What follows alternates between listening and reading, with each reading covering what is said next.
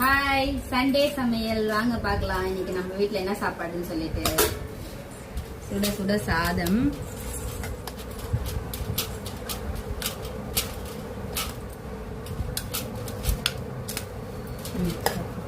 அப்புறம் என்னன்னு பாத்தீங்கன்னா சாம்பார். எங்க பெரிய பொண்ணுக்கு சாம்பார் தான் வேணுமா, அதனால வந்து சாம்பார், மிளகா கிள்ளி சாம்பார். இது சூப்பராகவே இருக்கும். அப்புறம் என்ன பார்த்தீங்கன்னா மீன் குழம்பு, வெரி டேஸ்டியா இருக்கும் அது மீன் குழம்பு.